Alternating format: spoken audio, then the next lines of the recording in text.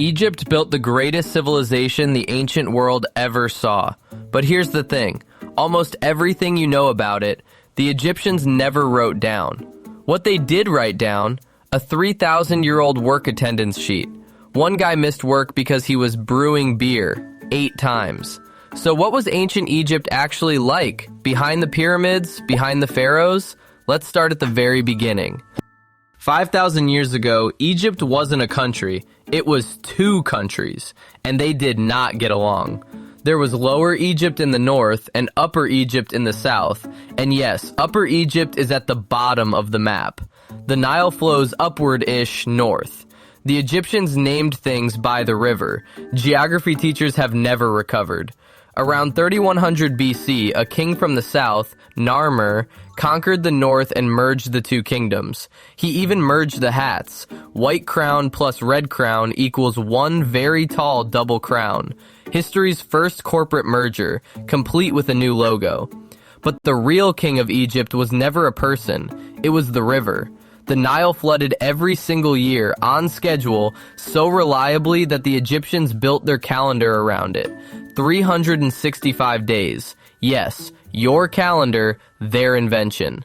The flood dropped fresh black soil on the fields like clockwork, and the desert on both sides worked like free castle walls. Grain piled up, cities grew, and the neighbors noticed. The Nile gave Egypt water, food, and, most importantly, something to complain about when the flood came in late. For the next 1,000 years, Egypt basically speed-ran civilization. Writing, taxes, bureaucracy, breath mints, genuinely breath mints. And then it decided to show off. Around 2600 BC, Egypt entered what I can only describe as its pyramid phase. And before we go further, let's kill the biggest myth in history. The pyramids were not built by slaves. They were built by paid workers, organized crews with names like Friends of Khufu, who were given bread and beer, up to 4 or 5 liters of beer a day. Which means humanity's greatest wonder was built by professionals who were at all times mildly drunk. And what they built is genuinely absurd. The Great Pyramid is around 2.3 million blocks, some weighing more than an elephant, stacked to 146 meters, aligned to true north within a 20th of a degree. Modern engineers still argue about exactly how. The people with infinite beer figured out something we're still reverse engineering. So Egypt built a pyramid, then a bigger pyramid, then a pyramid so big it stayed the tallest building on Earth for 3,800 years. Nothing taller existed until a church spire in England in the year 1311. And then they got bored of pyramids. Turns out giant golden triangles are basically billboards saying free treasure inside. Every single royal pyramid was robbed. So later pharaohs switched strategies. Secret underground tombs in a hidden desert valley. And the workers who dug those tombs are about to become the most important people in this whole story. Okay, so because here's the secret from the title. Almost everything we know about real ancient Egypt comes from one tiny village, about 60 houses. Deir el-Medina, the village of the tomb builders.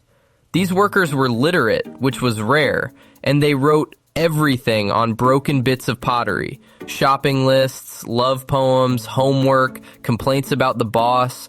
3,000 years later, the trash became the treasure. That attendance sheet from the beginning, it's real. It's in the British Museum. Reasons for missing work include stung by a scorpion, embalming his brother, and our legend, brewing beer. 8. Separate times. This village also gave us something enormous. In 1155 BC, under Ramses III, the grain wages showed up late, so the tomb workers put down their tools, marched to the temple, and sat down. That is the first recorded strike in human history. The pyramids weren't built by slaves, and the picket line, also an Egyptian invention. Daily life had rules we can barely imagine. Killing a cat, even by accident, could carry the death penalty. One ancient historian claims a Roman visitor killed a cat by accident, and an entire mob dealt with him before the king could even intervene. Egypt did not play about cats. They mummified cats too, and birds and crocodiles. Archaeologists have found literally millions of animal mummies, an entire industry of tiny sarcophagi. Human mummification, by the way, they pulled the brain out through the nose with a hook and left the heart in because they believed the heart did the thinking. The brain? Packing foam. By 1500 BC, Egypt was rich, powerful, and completely addicted to drama. Take Hatshepsut. A woman takes the throne, rules as a full pharaoh, fake ceremonial beard and all, and runs one of the most peaceful, prosperous reigns Egypt ever had. Then her stepson takes over and spends years chiseling her face off every monument. History's first attempt to unfollow someone. Then Akhenaten shows up and cancels every god except one. His one. Shuts the temples, moves the capital, the entire country seethes for 17 years, he dies, and Egypt hits Ctrl-Z so hard they scrub his name from the king lists. His son, though, Tutankhamun. Minor king, died young, did almost nothing, famous for one reason. His tiny tomb got buried and forgotten, so it survived intact when every other royal tomb was robbed. Inside, among 5,000 objects, was a dagger forged from a meteorite. The boy king owned a literal space knife. Then there's Ramses II, 90-something years old, roughly 100 children, and the star of the biggest chariot battle in history, Kadesh, 1274 BC. Thousands of chariots, 2 superpowers, and it ended so evenly that both sides went home and declared victory. Their peace treaty was the first ever recorded. A copy hangs at the United Nations today. Ramses also holds my favorite record in all of history. In 1976, his mummy was flown to Paris for restoration and greeted at the airport with full military honors. 3,000 years dead, and he still got a better welcome than you get at customs. So how does 3,000 years of empire die? Slowly, then all at once. Around 1200 BC, the whole Bronze Age world collapsed. Raiders history calls the Sea Peoples hit every coast. Who were they? Historians still argue. Egypt survived the wave, but it came out poorer, weaker, and then spent its final 1,000 years being passed around like a group project nobody read.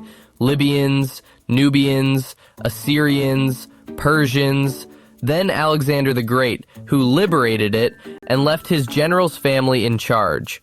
Which brings us to the last pharaoh, Cleopatra, who was, surprise, Greek. And here's the fact that breaks everyone's brain. Cleopatra lived closer in time to the moon landing than to the building of the Great Pyramid. That's how long Egypt lasted. Its own history was ancient history to its own queen. Then Rome looked at Egypt's wheat and said, "That's mine now." Egypt disagreed. Egypt lost.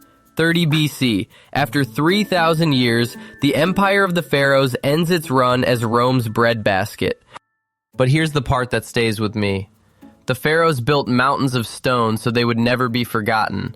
And today we mostly remember them as a list of names. The people we actually know, really know, are the villagers.